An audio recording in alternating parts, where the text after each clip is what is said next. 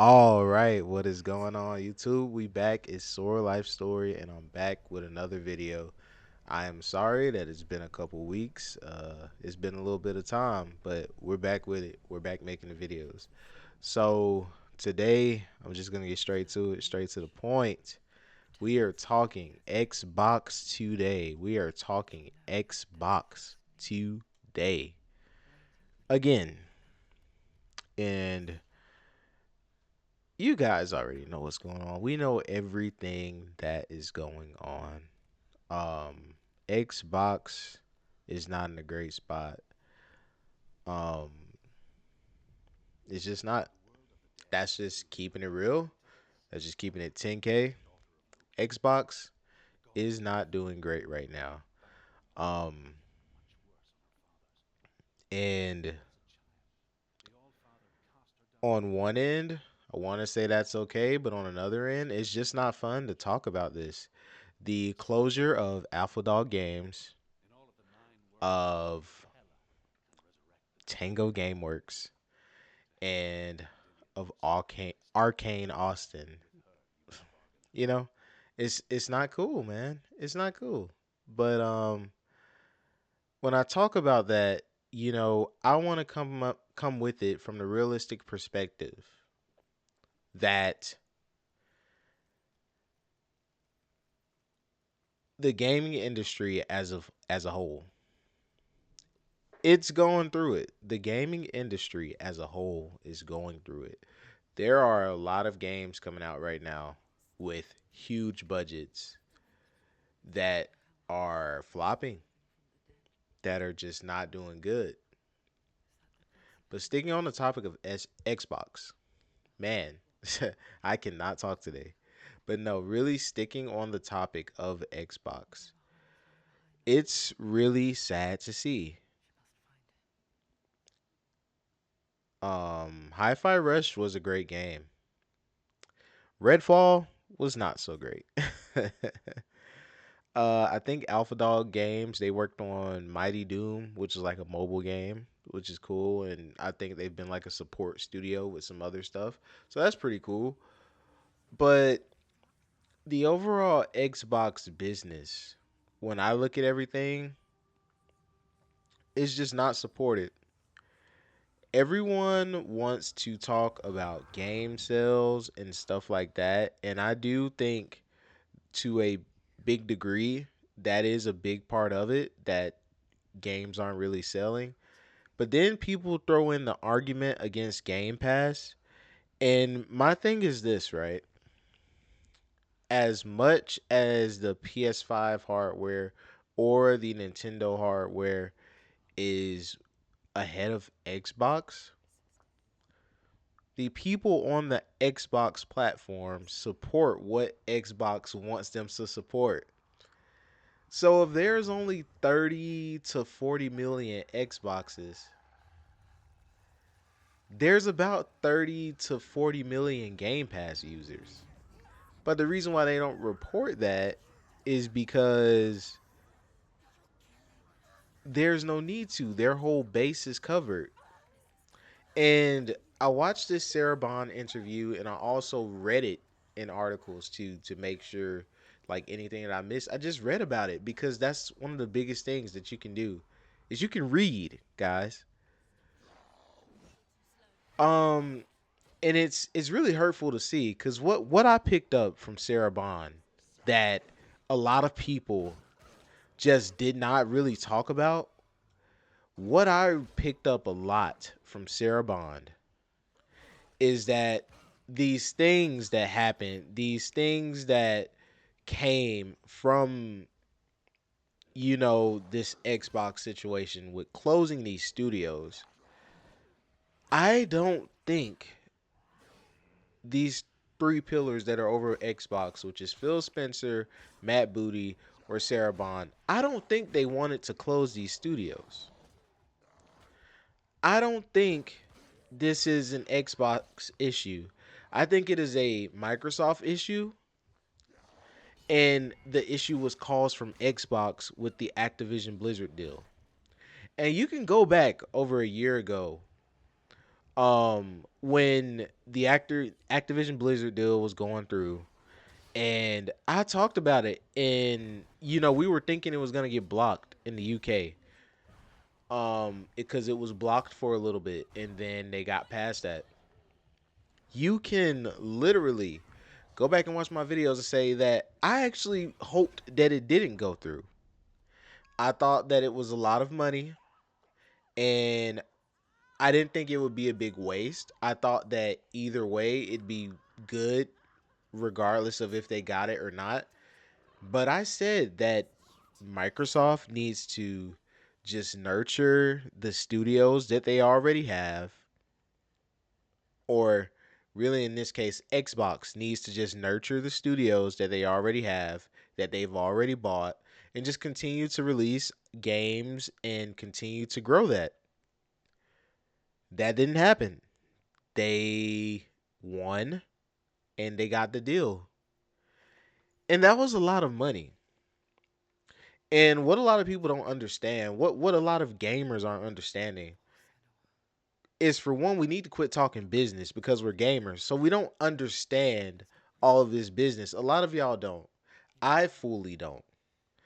But, since we want to talk business, we're going to talk business.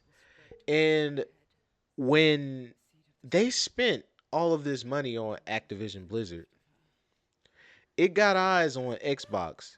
You see, everyone's been talking about Xbox for years and how Xbox has been a failure and Xbox has been a loss and whatnot. Xbox has been a loss for sure for years. For years, man, for like over a decade, Xbox has been a loss for Microsoft. But to say it was a complete failure, I mean, I don't know. I think from a consumer standpoint, Xbox has been one of the best even going forward in the future, but I don't know if there will be another Xbox system. But I mean, yeah, Sarah Bond has came out and said, yeah, they will have a next gen system. But after that, I think the writing is on the wall for consoles in general, not just Xbox, which is something that a lot of people uh have trouble seeing. But I think that consoles in general are truly becoming extinct. And shout out to Gamesta because he's been saying that forever. He's been saying that forever before any of you guys, all of you guys that have been trying to say this. Gamesta, Gamesta with the W's, man. He's been saying it, bro. He's been saying that consoles will cease to exist. So I just had to give him a shout out there. But literally, as far as the game preservation, which is something that people have liked to talk about a lot, I think that Microsoft has really been great about that. People talk about physical media, but physical media has an expiration date. And the only way you're going to preserve a game from physical media is if you rip the files and everything from a disc, which goes to show that digital preservation is the best way because you can keep it forever and ever, unless you're incompetent, like some of these Japanese companies, like Square Enix and all of them that like make a game and then lose all of the original source code, and then when they make a remaster, they basically are making a remake of the game because they lost just like all the. I don't know. They have to get like a PS2 disc or something to remake. Anyways. Back on the topic just of Xbox, it's really sad to see these studios go, but I'm not gonna go all doom and gloom on people because if we can go doom and gloom on Xbox, we can go doom and gloom on the gaming industry as a whole, not even just Western this time. People talk about the gaming crash of the early 80s, but yes, that was an American thing. That was a United States, that was a North American thing.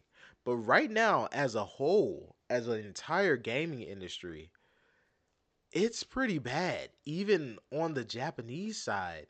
Now, granted, there are a lot of studios that do have lower budgets on the Japanese end, but the ones that have the higher budgets, they're going through it.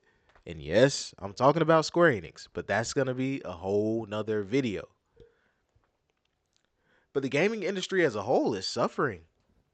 The Western developers and publishers, the Eastern developers and publishers, it as a whole, the gaming industry is not doing as great. And the reason for that is, and how this pertains to the Xbox topic, is that a lot of people just aren't buying games. It's more than just a Game Pass issue, because a lot of people were talking about the sustainability of Game Pass. And the thing about that is that I think the Game Pass model is actually sustainable. It's just a lot of people, you know, don't support Xbox. And for me, that's okay. I'm not going to force or tell anyone they should buy an Xbox. Just because I like Xbox and like the idea of that competition for Sony and for Nintendo, or for whoever jumps into the gaming market. Like, I was sad when Stadia went away, not because I actually like Stadia or like cloud gaming, but because it was competition. It was competition for Microsoft. It would make Microsoft improve their cloud gaming. It would make Sony improve their cloud gaming. It would just make everyone work harder for their gaming atmosphere. But when something like Stadia dies, it breaks that competition. Because who's using Amazon Luna? You don't hear people talking about Amazon Luna as much. And it's still around, but that's because Amazon can afford to do that. Google could afford to keep supporting Stadia, but Stadia was ahead of its time. And Google, I just think they saw the writing and they weren't getting the numbers that they wanted, so they shut it down. And Google does that a lot. The thing that I can at least say about Microsoft is that they have let Xbox for go on for this long and still continue to go on. But everyone's talking about the death of Xbox and all of that and games coming to other platforms. I think it's great that games are coming to other platforms. But for me, something like Gears of War or Halo or any of that coming to another platform, or even more recent stuff with Starfield, Indiana Jones, let it come. Because for me, how I feel about it is that all it does is it exposes more of the console fanboyism, tribalism, and just it exposes the gamers. Instead of seeing Xbox also be a successful platform, you would rather play Xbox games on your preferred platform. You want Xbox to go third party, like Sega did. And for me, I don't see that as an issue. But why do you want a lack of competition? Why do you not want Xbox and Sony to succeed? See, me as a gamer, me as a person that likes to play video games, I want all of the systems to succeed. But not everyone wants that. And you know what? If you don't want them to succeed, that's okay. But I don't think it's fair to continue to write doom and gloom on the wall when you don't understand the business. See, after the Activision Blizzard deal, Xbox got eyes on them at Microsoft. This is more than Xbox now. This is Microsoft now. This is Satya Nadella. This is everyone over Phil Spencer and Sarah Bond and Matt Booty. And now they're coming in and they're telling them, we still need to get money. We still need to make profits. See, gamers want to talk business, but then don't understand business. And it's business right now at Xbox. And unfortunately, because it's business at Xbox, some studios had to go. And let's just be completely honest, because there's a lot of hurt about Tango Gameworks. Let's just be completely honest.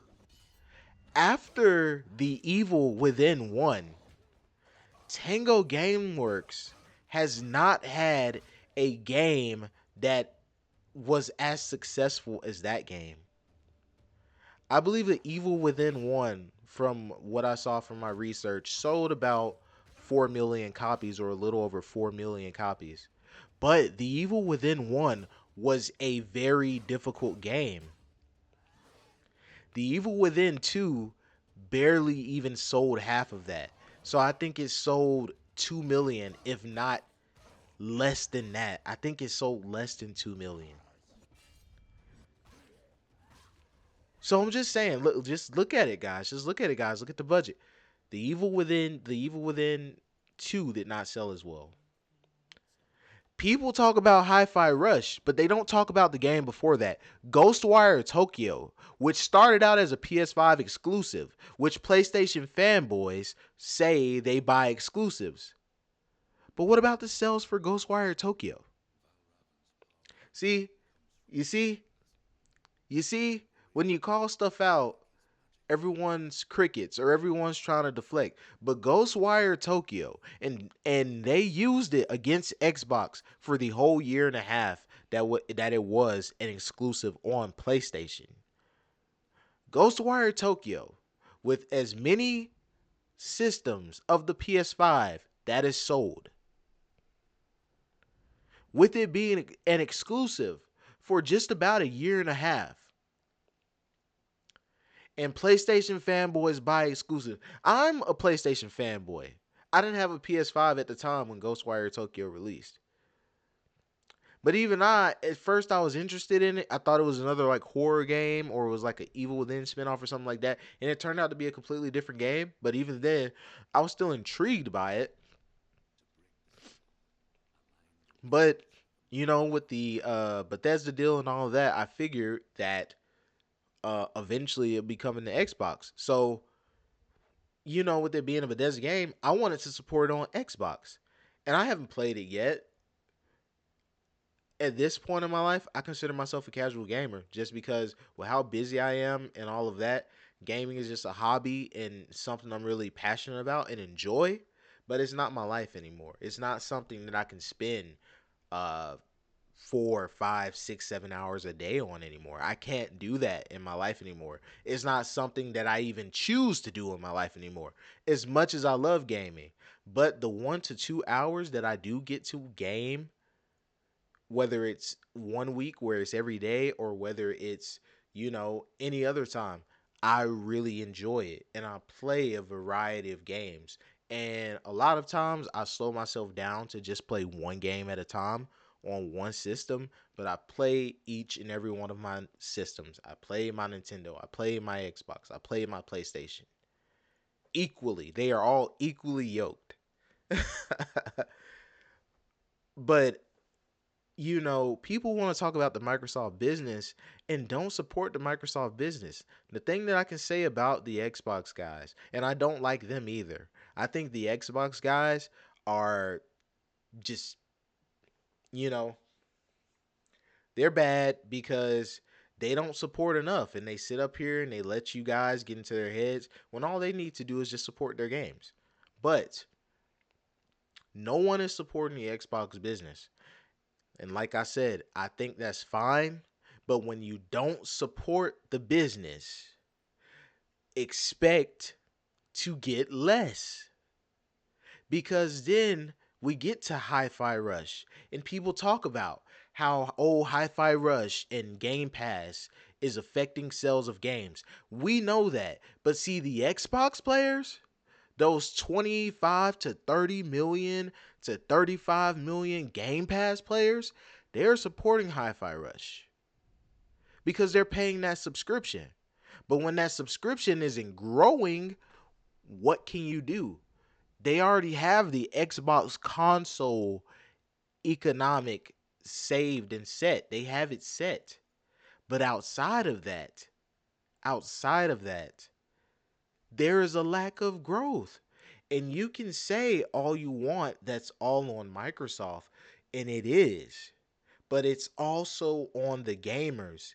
It's on the PlayStation gamers that don't want to see the other companies succeed, that are still on console war fanboyism, that died on the PlayStation 3 and 360 era. And it was always jokes. It was always trolling. It was always just jokes because the reality of the console wars during that seventh generation It was because everyone just wanted to play everyone's games anyway. And now that we've come full circle and everyone can play everyone's games, now it's all of a sudden, oh, this system is dead. This is all that. Y'all are a bunch of children, man. It's nothing cool about that. It's nothing cool about not having competition because you see what happens when Sony doesn't have competition. This is what we don't talk about, but we need to talk about. Because of the lack of competition from Xbox, because people aren't supporting Xbox, Sony is chilling. And then y'all are okay with it, and it shouldn't be fine. There is no reason why there shouldn't be a AAA huge budget Sony game not coming out for possibly another year and a half. Stellar Blade is a double A game. It is well made. It is well crafted. We have talked about the Stellar Blade controversy. It's over. Stellar Blade is a good game, but it is not a AAA game. Y'all know this. Y'all know this. Y'all know this. And why do I say that? I say that because Sony was able to block it from coming to Xbox and PC and all of that. So they were able to afford to block that game. And if Sony isn't making any AAA game or isn't dropping any AAA games within another year and a half, that should tell you that that game's budget was not that huge because Microsoft has a lot more money than Sony. We all know that. But just going back to the Xbox business, I'm not saying all this to say that you have to support the Xbox business, but I'm just giving a different take on the fact of that when you don't support it, this is what happens. Because then it all goes full circle. And you got these games like Sea of Thieves and Hi-Fi Rush and Pentiment and Grounded, which come to the other platforms. And you would think, especially with something like Hi-Fi Rush, with the way that people have blew up about Tango Gameworks, you would have thought Hi-Fi Rush sold gangbusters on PlayStation. It wasn't even a full price game. It wasn't even a $70 game. So you would think that Hi-Fi Rush, oh, is dropping and we getting like 3 to 4 million on PlayStation in like a week or like 2 weeks because they didn't want to play it on Xbox. When it was on Xbox, it was lame. When it was on Xbox, it was like, oh, it's the greatest exclusive ever, but I ain't gonna buy a Xbox for it. When y'all been telling Xbox for years you need to drop great exclusives. Huh? So when they start dropping the great exclusives, you still don't buy the games? You still don't buy the Xbox? This is what Phil Spencer was talking about. It does not matter what Xbox does. It does not matter what the business does. If y'all don't want to support it, y'all don't want to support it. So that's all I got to say. Tango Gameworks, rest in peace. Everyone, just rest in peace. Y'all were great studios, and we hate to lose you. Hopefully, that staff at Tango Gameworks still gets to stay at Microsoft, and maybe Microsoft starts another Japanese studio. I don't know. Shinji Mikami, I'm sorry you left the place. But man, just prayers over everyone that lost their jobs at these studios.